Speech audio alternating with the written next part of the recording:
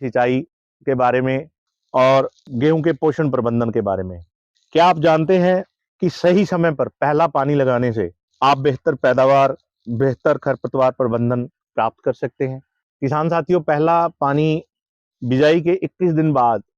लगाने से पौधों में ज्यादा फुटाव और तंदुरुस्त तना बनता है, क्योंकि 21 दिन की अवस्था पे क्राउन रूट इनिशिएशन होता है, जिसे CRI स्टेज कहा जाता है। इसके फायदे क्या हैं? क्योंकि इन्हीं दिनों में पौधे की जड़ों का विकास प्रारंभ होता है, जो पौधों के कल्लों को बढ़ाने और पौधों के पोषण देने में ज्यादा सहायता करती है। किसान साथियों, CRI के तुरंत बाद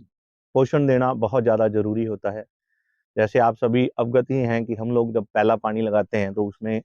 हम नाइट्रोजन की पूर्ति के लिए यूरिया डालते हैं, जो कि पौधे की बढ़वार के लिए, क्लोरोफिल बढ़ाने के लिए और शाखाओं में वृद्धि करने के लिए सहायक होती है।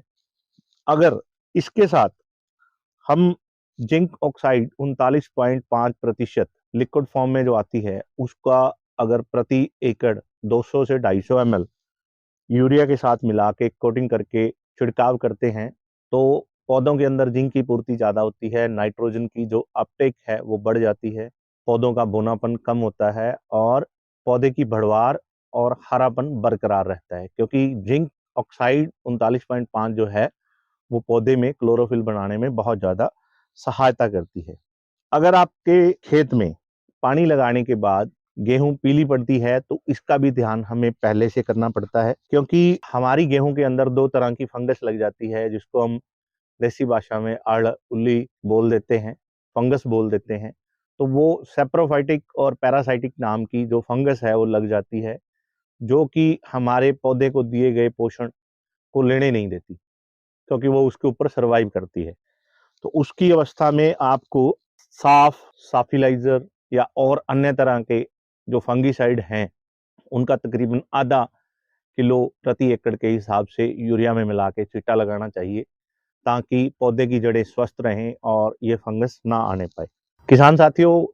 जो हमारी लेट बिजाई है, जो कि हमारे अक्टूबर के फर्स्ट वीक में की गई हो, या जमीन ज़्यादा बहुत भारी हो, उस अवस्था में उस जमीन में तकरीबन 28 दिन के अंतराल के बाद पानी लगाना चाहिए, क्योंकि गेहूं की तब CRI अवस्था